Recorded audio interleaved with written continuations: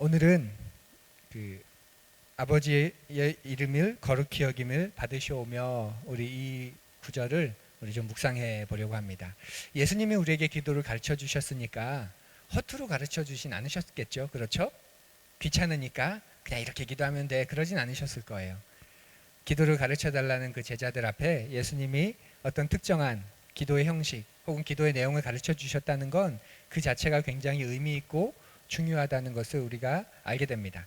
우리는 어느 순간 주문을 외우는 것처럼 너무 빨리, 사도신경도 마찬가지이지만 너무 빨리 그렇게 쑥 외우고 끝나지만 그 안에는 묵상하면 묵상할수록 또 새겨보면 새겨볼수록 놀라운 또 하나님의 뜻, 예수님의 마음이 들어있음을 알게 됩니다. 오늘은 그 세 번째 시간입니다.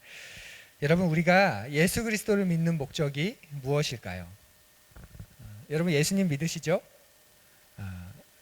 믿으시는데 또 믿는다는 걸 어떻게 정의하는지 그것도 한번 좀 따져보긴 해야 하지만 일단은 우리가 보편적으로 이해하는 그런 수준 속에서 우리는 다 예수 그리스도를 믿습니다. 그러면 예수 그리스도를 믿는 목적은 무엇일까요?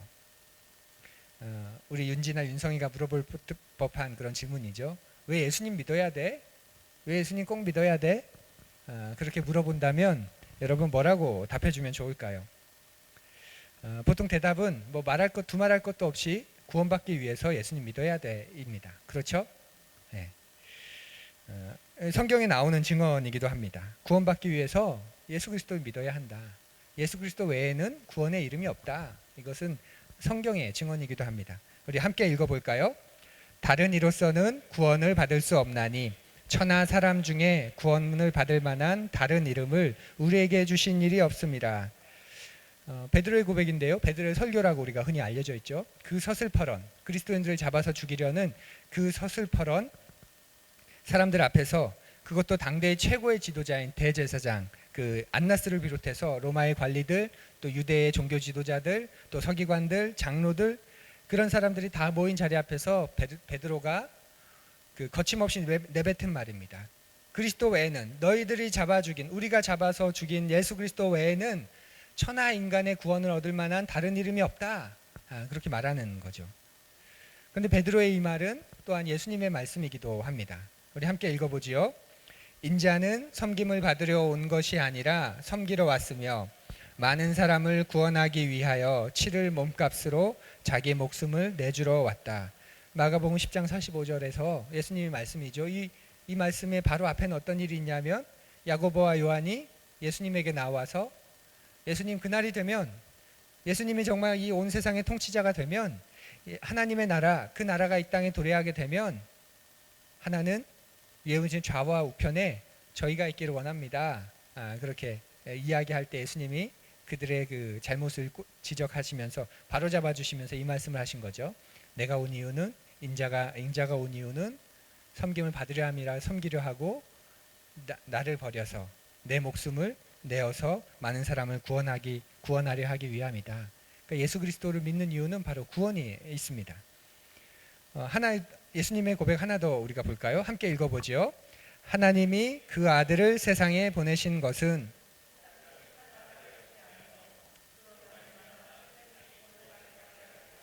요한복음 3장 17절입니다. 그 앞 구절이 뭐죠?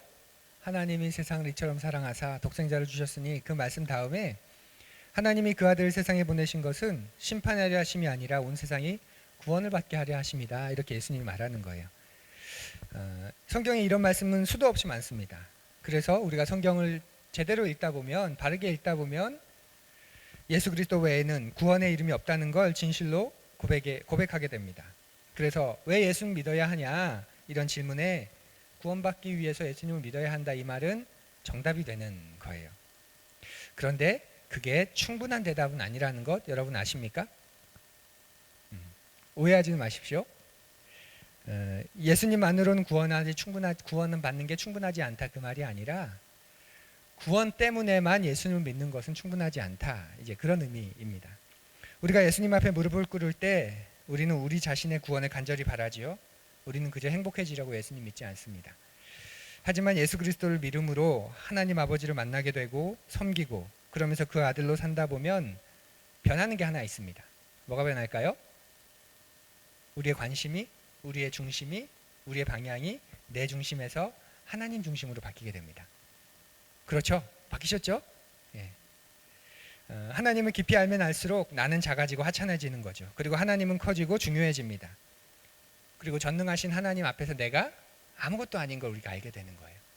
아무것도 아닌, 말 그대로 nothing인 내가 그런 난데 하나님이 그런 나를 너무나도 선대해 주시고 너무나도 대단하게 여겨주시고 그런 나에게 소망이 있다 말하시고 너를 통해 하고 싶은 일이 있다 말씀하시는 겁니다. 그렇게 선대해 주시는 거죠. 그런 은총에 놀랄 뿐입니다. 내가 하나님 앞에 서 있다는 것, 그 임재를 느끼는 순간 하늘에 계신 그분이 나의 아버지라는 사실을 우리가 알게 되고 누리게 되는 그 순간 내가 믿는 것은 나를 위한 것이 아니라 바로 하나님을 위한 것이라는 걸 우리가 깨닫게 되는 겁니다. 이것은 믿음의 여정에서 꼭 한 번은 반드시 겪어야 되는 전환의 그런 사건입니다. 처음엔 예수 그리스도를 만난 것만으로, 예수님을 믿은 것만으로, 내가 구원받은 것만으로 이제 내 삶의 든든한 어떤 배경, 내 삶의 든든한 위로, 안식, 힘, 그런 분이 계시다는 사실만으로 기뻐하다면 어느 순간이 되면 전환의 사건이 이제는 내가 그분을 위해 살아가는 인생이라는 것을 우리가 알게 되는 거죠. 그 사건이 없다면 그것은 신앙생활을 시작은 제대로 했을지 몰라도 이제 제대로 나아가고 있는 것은 아닌 게 됩니다. 마치 어른아이처럼 장성하였는데 성숙하였는데 여전히 어린아이와 같이 자기의 욕구, 자기의 감정, 자기의 필요 그것을 가장 먼저 우선시하면서 살아가는 것과 마찬가지입니다. 그렇기 때문에 왜 믿나요? 라고 누가 물으면 네, 구원을 얻기 위해 믿습니다. 그렇게 대답할 수 있어야 하지만 이제 거기에서 한 걸음 더 나아가서 구원받기 위해서 예수를 믿어야 한다고 말해야 합니다. 그러나 한 걸음 더 나아가서 왜 믿나요? 그러면 나를 구원하신 예수님의 이름을 높이기 위해 믿습니다. 나를 지으신 하나님의 영광을 위해 믿습니다. 우리는 이렇게까지 대답할 수 있는 그리고 진실되게 고백할 수 있는 그런 자리로 나아가야 합니다. 아니 왜 그렇게까지 예수를 믿어? 아니 왜 그렇게까지 교회를 다니고 신앙생활을 해? 그 질문 앞에서 예수 그리스도의 이름을 높이기 위해서 하나님을 영광스럽게 하기 위해서 나는 그분을 믿어 이렇게 말할 수 있어야 합니다. 왜 그렇게 고생하면서 예수를 믿나요? 혀를 끌끌 차는 사람이 있거든. 이제는 나를 구원하신 그 예수님에 비하면 이건 아무것도 아닙니다. 나를 구원하기 위해 그 아들을 내어주신 하나님에 비하면 이 정도는 당연한 것 아니야? 그렇게 말할 수 있는 그런 우리 신앙인이 되면 좋겠습니다. 웨스트민스터 소요리 문답이라고 하는 교리서가 있는데요. 그 첫 질문과 답에서 이것을 굉장히 잘 정리해 두었습니다. 그 소요리 문답서의 첫 질문, 첫 번째 질문이 그것입니다. 그러니까 세례를 받기 위해서 세례 교육을 이제 문답으로 만들어 놓은 거예요. 그걸 달달 외워야 돼요. 그리고 그 질문을 던지면 답을 하는 것. 그것이 이제 소요리 문답서인데요. 제 첫 번째 질문이 이것입니다. 사람의 첫째 가는 목적이 무엇인가요? 사람의 제일 가는 목적이 무엇인가요? 혹시 답이 뭔지 아세요? 사람의 첫째 가는 목적은 하나님을 영화롭게 하고 영원토록 그분을 즐거워하는 것입니다. 다시 한번요. 사람의 첫째 가는 목적은 하나님을 영화롭게 하고 영원토록 그분을 즐거워하는 것입니다. 기억하셨죠? 네. 자, 물어볼게요. 사람의 첫째 가는 목적이 무엇입니까? 네. 예, 마스크 때문에. 예.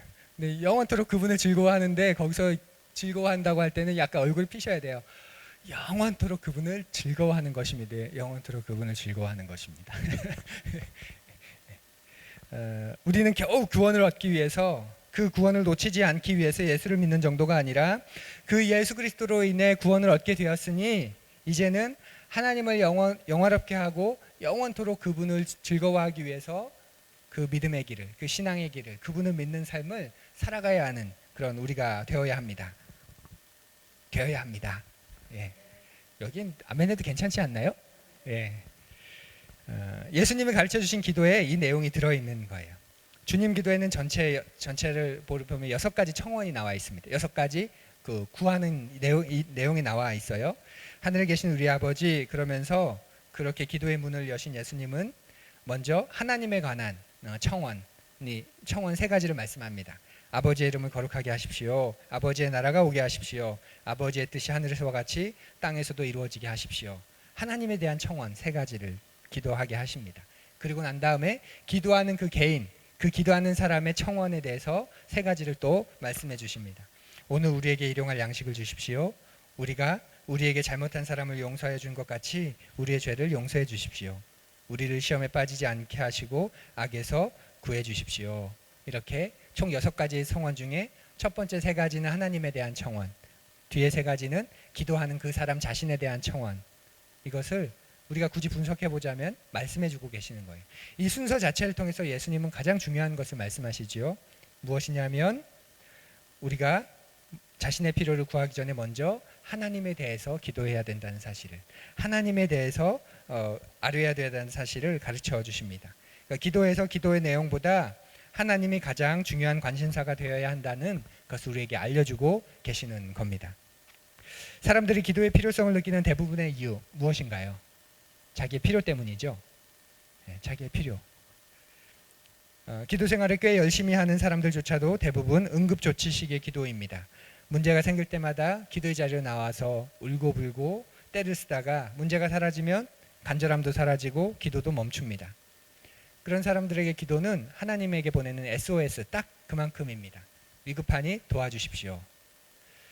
또 항상 기도의 자리를 찾는 분들도 계신데 굉장히 대단한 열심이고 정성 맞습니다. 그런데 그 중심에는 언제나 항상 자신의 필요와 문제가 자리 잡고 있는 경우가 굉장히 많습니다.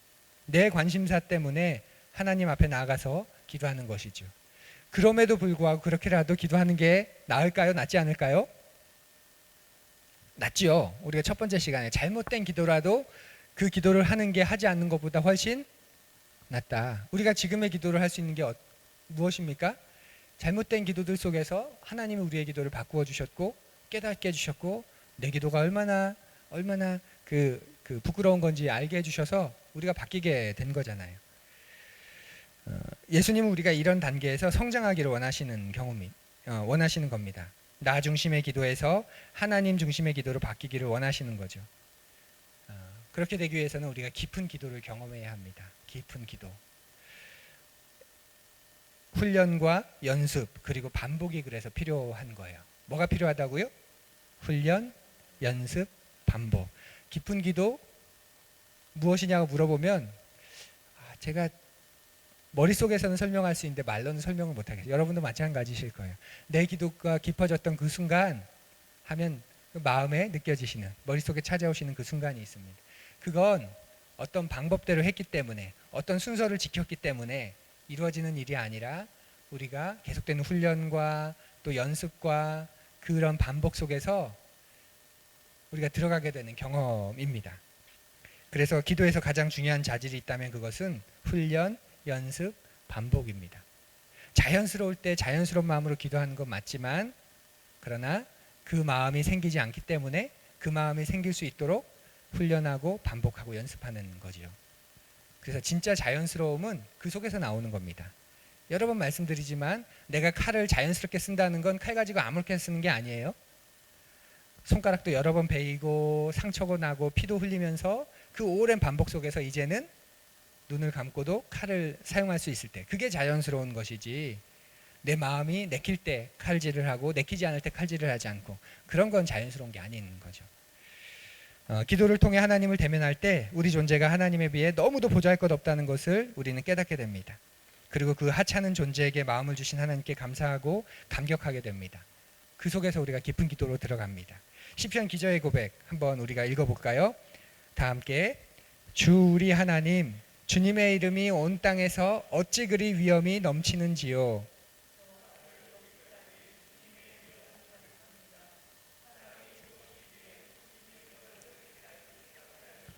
사람의 아들이 무엇이기에 주님께서 이렇게까지 돌보아 주십니까? 여러분이 이 시를 쓴 시인이라고 한번 생각해 보십시오. 어떤 마음이었을지. 그래서 우리는 성경을 묵상할 때 상상력이 필요합니다. 우리 신앙에는 영적인 상상력이 필요합니다. 이 시편 기자가 이 말을 어떻게 썼을까? 무덤덤하게 쓰진 않을게. 이 감탄사거든요. 다 감탄사 아니고 감탄문입니다. 와, 이겁니다. 어찌 그리 넘칩니까? 어찌 그리 아름다운지요.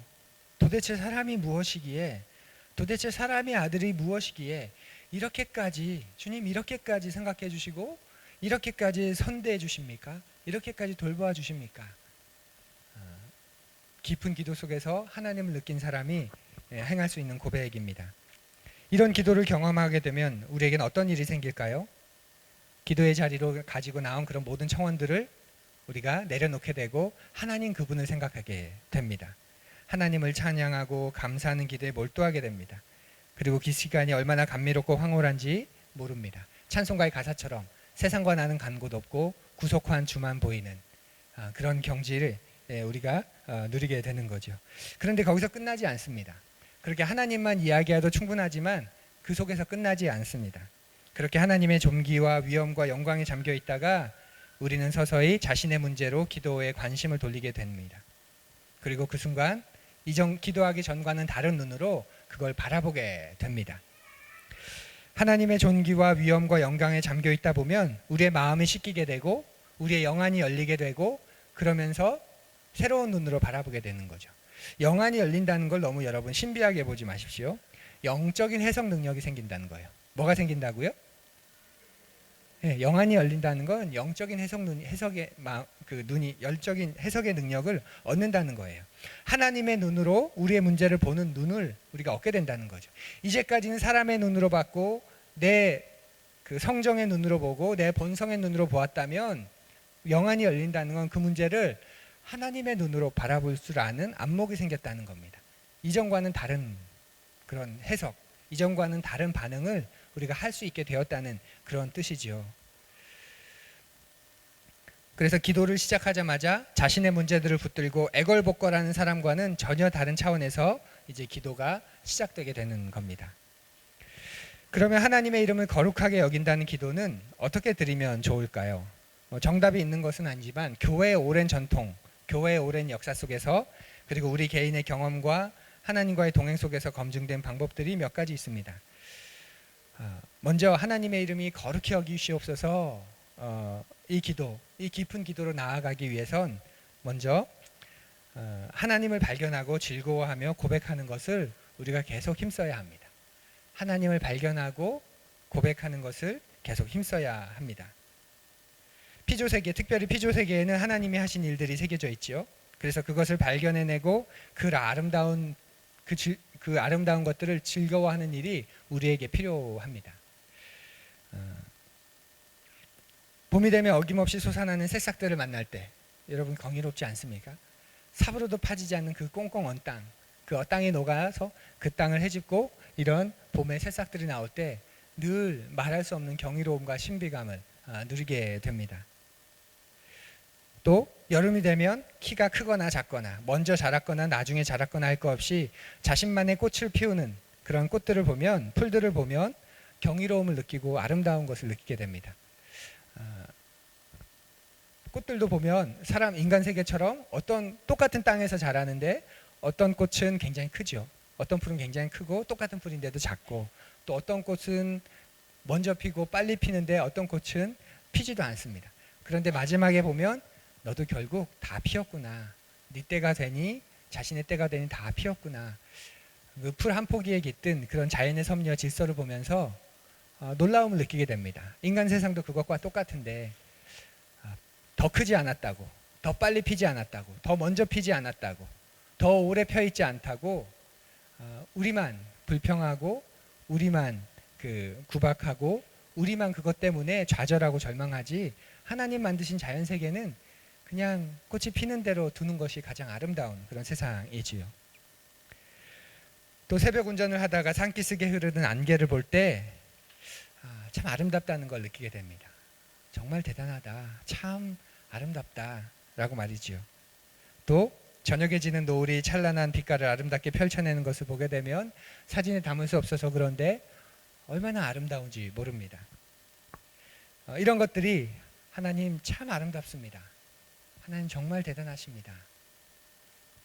이렇게 말하는 게 하나님의 하나님 되심을 인정하는 것이고 하나님의 이름을 거룩하게 여기는 겁니다. 하나님의 이름을 거룩하게. 제가 정말 좋아하는 게 하나 있는데요. 바로 바람입니다. 제가 뭘 좋아한다고요? 네.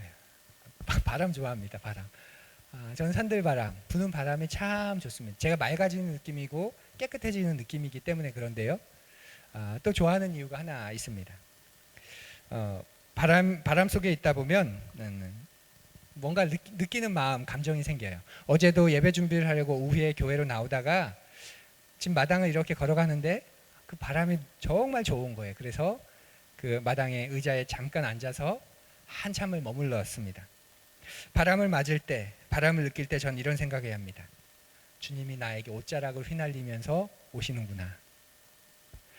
여러분의 목사가 이렇게 감성적인 목사입니다. 여러분 좀 그 눈빛에 힘을 좀 빼십시오. 제가 좋아하는 찬송가 중에 참 아름다워라가 있는데요. 2절 가사에 이런 소절이 나와요. 망망한 바다와 늘 푸른 봉우리 주 하나님 영광을 잘 드러내도다. 이 가사인데요. 이건 운율에 맞게 의역을 한 우리말 가사예요. 영어 가사를 보면 그 두 번째 하반부의 소절이 이렇게 나와 있습니다. This is my father's world. He shines in all that's fair.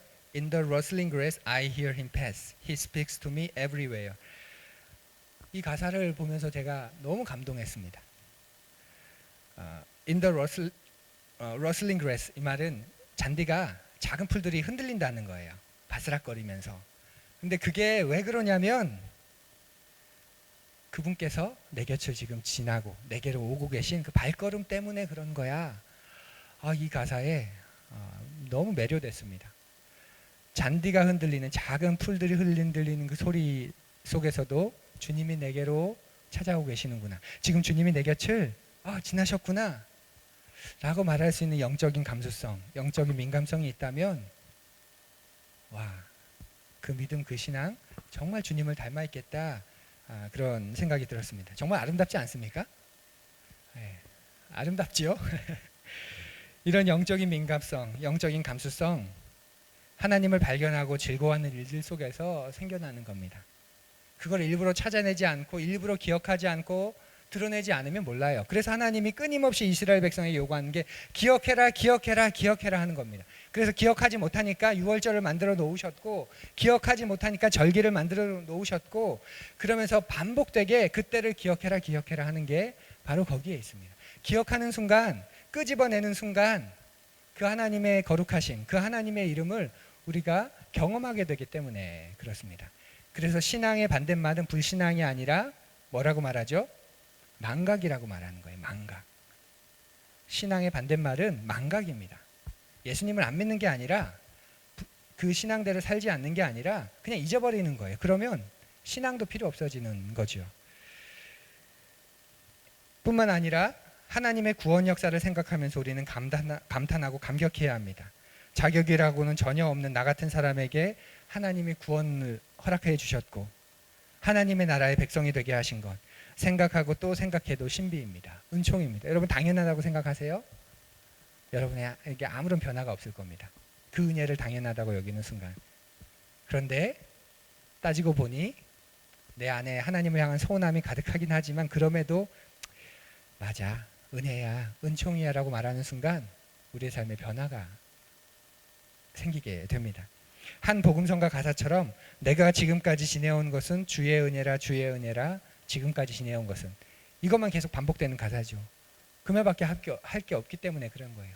내가 이 자리에 서 있는 것도, 내가 하나님의 자녀된 것도 따지고 보니까 주의 은혜라, 주의 은혜라, 그 말밖에는 할 게 없는 것. 그것이 하나님의 구원의 역사를 생각하면서 우리가 감탄하고 감격해야 하는 그 이유입니다. 그리고 그것이 곧 예배가 되는 겁니다. 내 삶에서 하나님의 손길을 발견하고 그 하나님을 즐거워하고 그 하나님을 고백하는 것, 그것이 예배입니다. 그래서 이 모인 자리에서 우리가 하나님을 예배하지만 우리가 흩어진 자리에서도, 아무도 없는 그 익명성의 자리에서도 우리는 하나님을 예배하는 삶을 살아갈 수 있고 예배를 그분께 올려드릴 수 있는 것이지요.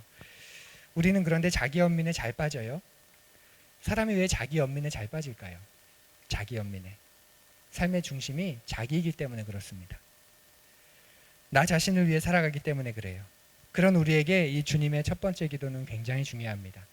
아버지의 이름이 거룩히 여김을 받으옵소서. 내가 거룩히 여김을 받는 게 아니라 내 필요와 내 만족이 채워지는 게 아니라 내가 존귀와 영광을 얻는 게 아니라 아버지의 이름이 거룩히 여김을 받으옵소서. 이 예수님이 가르쳐 주신 이 첫 기도가 그래서 중요합니다. 그 첫 기도를 우리가 진실되게 한다면 나에게 꽂혀 있던 나의 시선을 하나님께로 옮길 수 있게 됩니다. 사랑하는 푸르니 여러분, 그리고 하늘가족 여러분, 예수님이 가르쳐 주신 가르침을 따라서 아버지의 이름을 거룩하게 하옵소서 이 말에 여러분의 진심과 여러분의 충심을 담아 늘 아뢰 수 있기를 간절히 축원합니다. 하나님, 제가 아버지의 이름을 거룩히 여기게 해주십시오.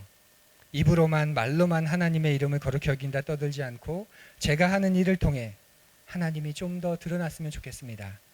제가 다른 사람을 섬기는 것을 통해 하나님 이름 되심이 나타났으면 좋겠습니다. 이것이 하나님의 이름을 거룩히 여긴다는 말에 또한 참 뜻이기도 합니다. 유대인들처럼 경건하다고 말하는 유대인들처럼 하나님의 이름을 함부로 불러서는 안 돼, 만홀히 여겨서는 안 돼, 그 말을 문자 그대로 지키면서 하나님이란 말을 내뱉지 않고 하나님이란 단어가 나타나면 붓을 바꾸고 성경을 쓰다가 붓을 바꾸고 또 옷을 바꿨다는 그 유명한 이야기들이 있죠.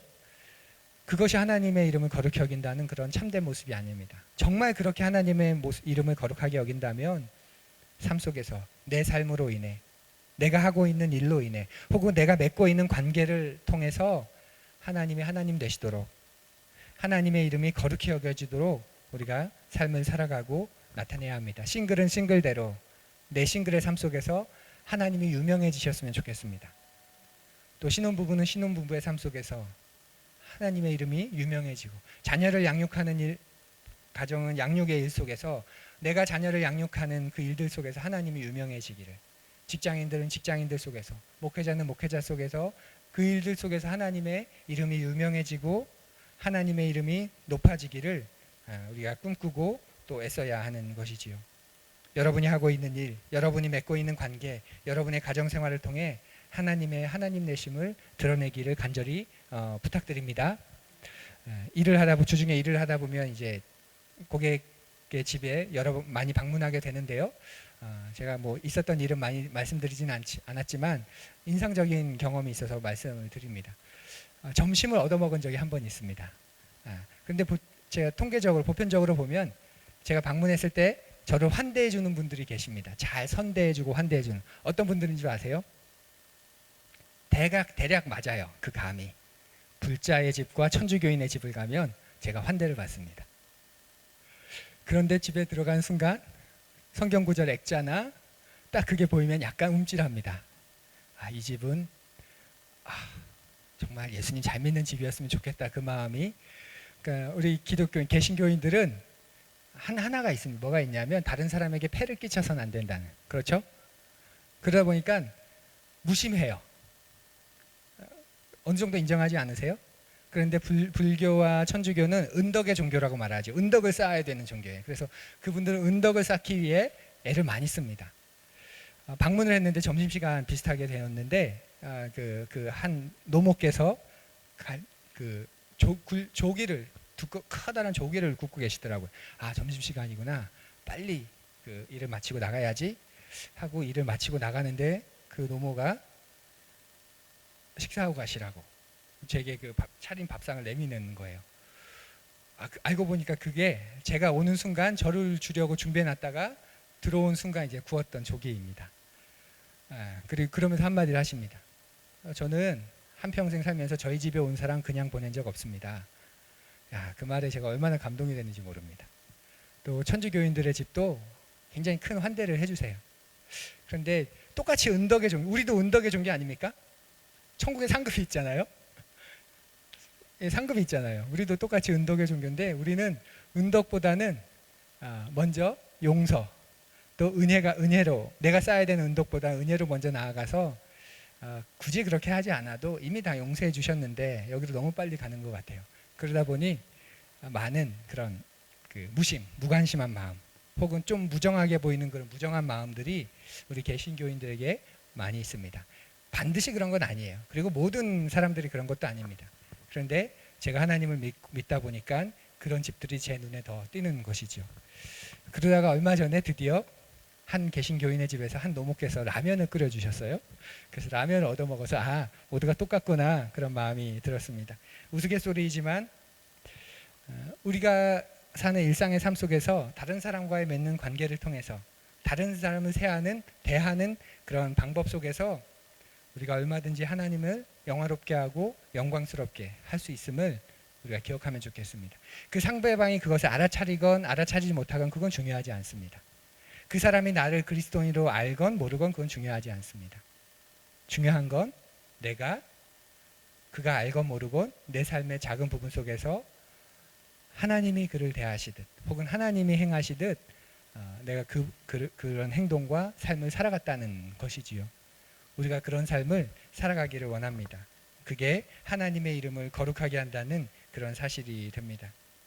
또 우리 공동체가 서로 사랑하는 모습과 함께 힘쓰는 여러 가지 사역을 통해서도 하나님이 사람들에게 더 알려지도록 기도하고 또 함께 해주시기를 바랍니다.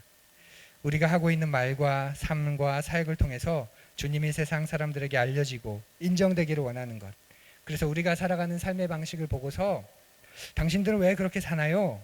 라고 질문을 받게 되기를 간절히 원하는 것. 이것이 바로 하나님이 이름이 거룩하게 여김을 받는 그 기도의 아주 중요한 내용입니다. 한평생을 살면서 그런 질문 받아봐야 되지 않을까요? 그런 각오로 우리가 살아가야 되지 않을까요? 당신 왜 그렇게까지 삽니까?